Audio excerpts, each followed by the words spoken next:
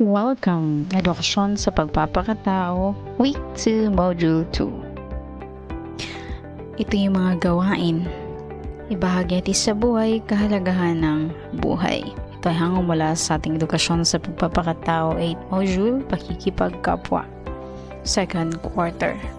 Sa module na ito ay naasang malinang sa iyo ang sumusunod na kaalaman, kakayahan at pangunawa. Nahihinuha ang tao ay likas na panlipunang nilalang, kaya't nakikipag-ugnayan siya sa kanyang kapwa upang malinang siya sa aspektong intelektual, panlipunan, pangkabuhayan at political. Ang birtud ng katarungan or justice at pagmamahal, charity, ay kailangan sa pagpapapatatag ng pakikipagkapwa. Ang pagiging ganap niyang tao ay matatamo sa pagdilingkod sa kapwa, ang tunay na indikasyon ng pagmamahal. Na isa sa gawa ang isang gawaing tutugon sa pangangailangan ng mga mag-aaral o kabataan sa paaralan o pamayanan sa aspektong intelektual, panlipunan, pangkabuhayan o political. Unang pagsubok. Basahin at unawaing mabuti ang bawat tanong. Isulat sa kwaderno o kaya sa module na lang susulatan o kaya sa malinis na papel ang titik na pinakatamang sagot. Yung sagot na lang yung isusulat niyo, huwag niyo nang kopyahin. 1. Alin sa mga pahayag ang isa sa mga indikasyon na ang tao ay likas na panlipunang nilalang? Ang tao ay may kakayahang tugunan ng kanyang sariling pangangailangan? Ang tao ay may inklinasyon na maging mapag-isa? C. Ang tao ay may kakayahang lumikha ng masasaya at makabuluhang alaala. D. Ang tao ay may kakayahang maipahayag ang kanyang pangangailangan. So, indikasyon na ang tao ay likas na panlipunang nilalang. Halin dyan sa mga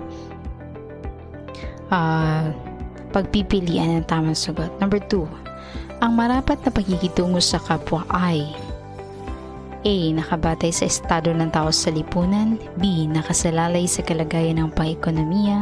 C. Pagtrato sa kanya ng may paggalang at dignidad para tayo makitungo sa ating kapwa.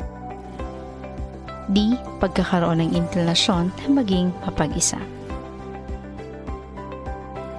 Number 3. May pakikita ang makabuluhang pakikipagkapwa sa pamamagitan ng sumusunod maliban sa A. Kakayahan ng taong umunawa. B. Pagmamalasakit po ito. Pagmamalasakit sa kapakanan ng may kapansanan. C. Espesyal na pagkagiliw sa nakaaangat sa lipunan. D. Pagtulong at pagkikiramay sa kapwa. Paano may ipakita makabuluhang pagkikipagkapwa sa pamamagitan ng sumusunod maliban sa? So take note dun sa maliban sa. 4. Ang pagkakaroon ng iba't ibang samahan sa lipunan ay inaasahang magtataguyod ng blank bilang paglilingkod sa kapwa at sa kabutihang panlahat. A. Hanapbuhay. B. Libangan. C. Pagtutulungan. D. Kultura. 5. Aling aspeto ng pagkatao ang higit na napauunlad sa pamamagitan ng paghahanap buhay? A. Panlipunan. B. Pangkabuhayan. C. Political. D. Intellectual. 6. Nalilinang ng tao ang kanyang patlang sa pamamagitan ng kanyang pakikisa at pakikibagis sa mga samahan. So ano ang nalilinang ng tao sa kanyang pakikisa at pakikibagi sa mga samahan? A. Kusa at pananagutan. B. Sipag at tiyaga. C. Talino at kakayahan. D. Tungkulin at karapatan. 7. Nagiging kahinaan ng mga Filipino ang pakikipagkapwa dahil sa kakayahan nilang umunawa sa damdamin ng iba, kakayahan nilang makiramdam. C. Kanilang pagtanaw ng utang na loob. D. Kanilang pagiging emotional sa pakikisangkot. So saan tayo nagiging mahina pagdating sa ating pakikipagkapwa? 8. Ano ang nakahahadlang sa makabuluhang pakikipag-ugnayan sa kapwa? A. Kakayahan ng taong makibahagi sa mga gawaing panlipunan.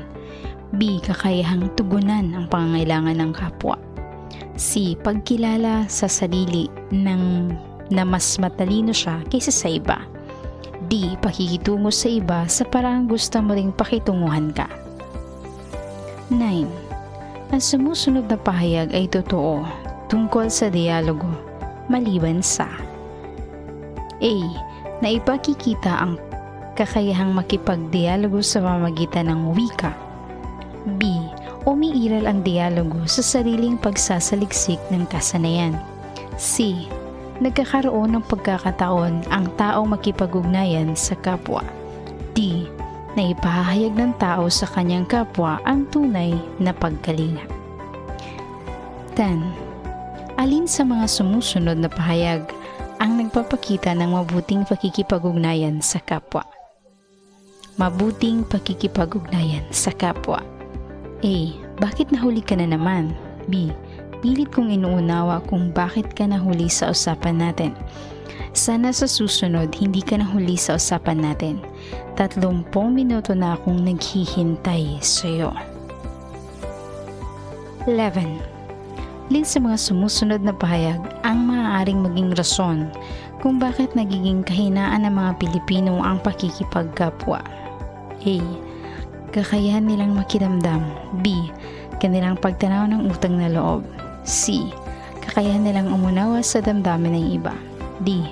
Kanilang pagiging emosyonal sa pakikisangkot. 12. Ano ang nakahahadlang sa makabuluhang pakikipag-ugnayan sa kapwa? So ano yung hadlang sa makabuluhang pakikipag-ugnayan natin sa kapwa? A. Kakayahan ng taong makibahagi sa mga gawaing panlipunan.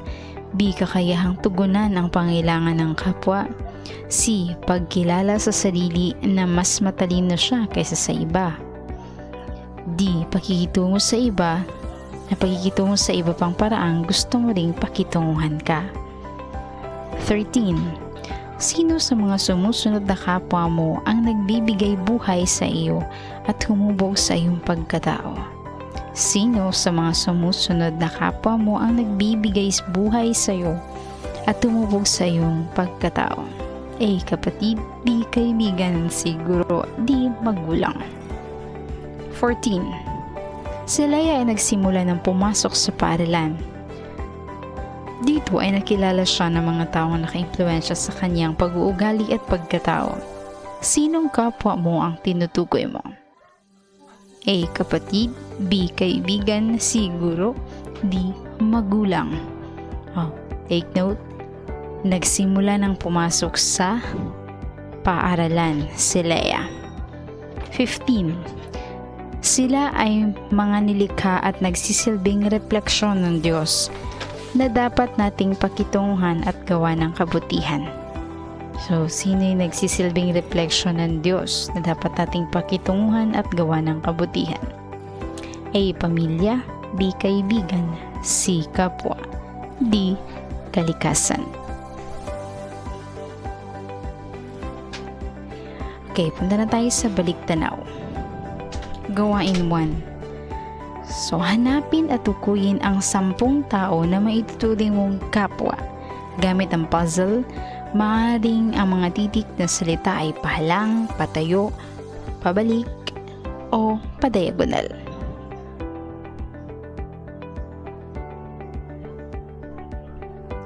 So, ayan. So, mula din sa ating puzzle, ay makakakuha tayo ng 10 sagot.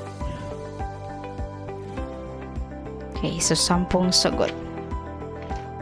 So, maaring i-pause mo ito upang mas maka-reflect ka, makita mo ng malinaw ang puzzle at hindi ka mahihirapan.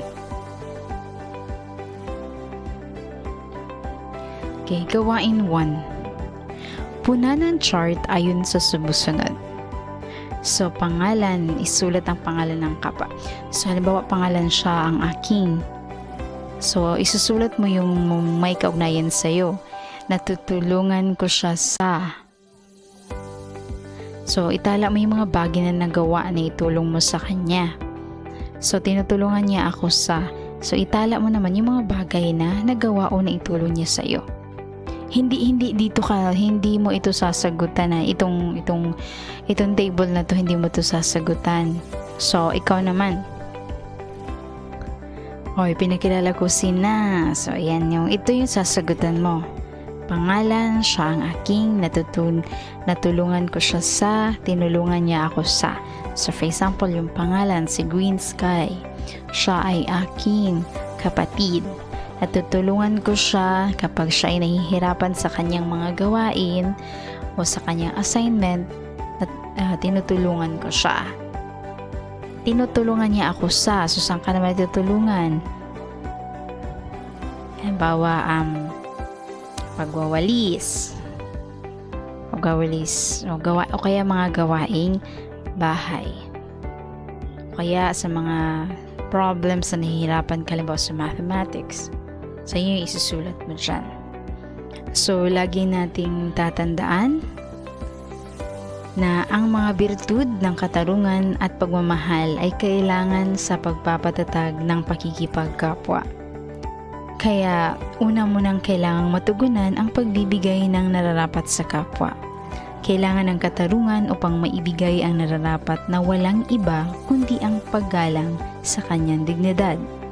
Subalit mayroong mga bagay na maaari nating ibigay ng higit pa sa ipinakda ng karapatan at katarungan. Ito ay ang mga bagay na ayon sa ating pagmamalasakit at pagmamahal sa kapwa. So go back to basics, sa ating pakikipag-ugnayan sa kapwa, may pagmamalasakit, may pagmamahal, may paggalang. At ang ating isaalang-alang kung ito ay ikabubuti ng ating sarili at ikabubuti ng ating kapwa. So, pag-alam sa mga natutunan. Suriin ang sarili at isa-isahin ng mga pagbabagong naranasan sa bawat aspekto. Tukuyin ang mga taong nakatutulong sa iyo upang paghubog at pagpapalago ng mga aspektong ito. Gawin ito sa iyong sagutang papel o kaya sa module. Okay, halimbawa. Itong halimbawa na ito ay sa intellectual. Okay, sa aspektong intellectual. Nakaranas ako ng pagbabago sa ESP, nadadagdagan aking kaalaman at kakayahan sa pagpapasyang moral. Tinulungan ako sa sinong tumulong sa iyo upang madagdagan ang iyong kaalaman at kakayahan sa pagpapasyang moral. Kaya halimbawa si Mrs. Pedri Gala Guro, o kaya ang aking kuya, o kaya si Grace ang aking kaklase. Okay, yun yung sa intellectual.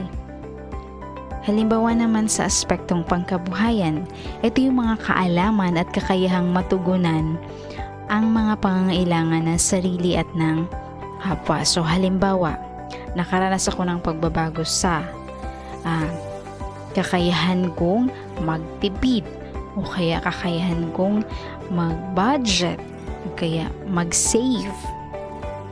Tinutulungan ako so sinong tumulong sa iyo niyan? Halimbawa si nanay o kaya si Mr. Peter, yung teller sa bangko, o kaya si Benji, yung kaibigan mo. Next, aspektong political. Ito naman yung mga kaalaman at kakayahang makibahagi sa pagbuo at pagtamo ng makatao at makatarungan lipunan. So halimbawa, kakayahan kong pumili ng leader na tutugon sa mga pangailangan ng mga mamamayan at sumunod sa batas at ordinansa ng lungsod. Halimbawa, bawal mag-jaywalk, kaya sa panahon ngayon, so bawal sa panahon ngayon, ito yung magsuot lagi ng face mask o kaya face shield, huwag dura ng dura kung saan-saan. So yung mga simple nating mga alituntunin, mga ordinansa man yan o kaya batas, kapag ating nasunod, ay magkakaroon tayo ng kapayapaan. So tinulungan ako sinong tumulong sa iyo nun upang matutunan mo yung lahat ng yun. Bawa si nanay at saka si tatay, si Mrs. Santos, yung buro mo sa gurong tagapayo or traffic enforcer, o kaya yung mga officer ng barangay. Pangwakas na pagsusulit. Isulat sapat lang kung tama ang pahayag at mali naman kung hindi ka sumasang-ayon. So, ang sagot nila dito ay tama o mali. 1. Ang tao ay pwedeng mabuhay kahit mag-isa lamang. 2. Kailangan magkaroon ng regular na estimulasyon ang utak ng tao. Makakamit lang ito kung magkakaroon siya ng ugnayan sa ibang tao sa kanyang kapaligiran. 3. Likas sa tao na tugunan ang mga pangangailangang nakapagbibigay sa kanya ng kasiyahan. 4. Hindi na kailangan ang paggalang at pagmamahal sa pakikipag-ugnayan sa ating kapwa. 5. Ang kakayahan ng tao na mamuhay sa lipunan at maging bahagi nito ay isang likas na katangian na ikinaiba ng tao sa ibang nilalang. 6. Nilikha ang tao ayon sa larangan at wangis ng Diyos. Binigyan siya ng kapamahalaan sa ibang nilalang. 7. Ang mga birtud ng katarungan at pagmamahal ay kailangan sa panlalamang sa kapwa. 8. Bawat bagay na material ay may katumbas na halaga, kaya't makatarungan lang na kung aariin natin ng isang bagay, ito ay ating babayaran na katumbas ng halaga. 9. Sa buhay natin ngayon, parating may katumbas na halaga ang ating pagtulong sa kapwa. 10. Laging tandaan na naapektuhan ng mga ginagawa natin ang mga tao sa ating paligid. 11. Ang kabutihang panlahat ay nakasalalay sa pagkakaisa at pagkakasundo ng iba't ibang unit ng lipunan. 12. Maging ang mga hayop tulad ng tao ay may kakayang mag-isip ng tama at mabago ang kanyang hinaharap. 13. Ang isang makabuluhan at makabutihang at mabuting pakikipag-ugnayan sa kapwa ay nagbibigay ng kaligayahan at kapanatagan sa tao. 14. Isang napakalaking karangalan ang mapagkatiwalaan ka ng mga sensitibo at personal na impormasyon ng iyong kapwa. Ang iba't iba samahan o organisasyon sa lipunan ay inaasahang makapagtaguyod ng ugnayang may pagkakaisa. Okay, so ito ay nagmula sa ating sangguniang dokumental film. So makikita natin yan sa dulo ng ating module.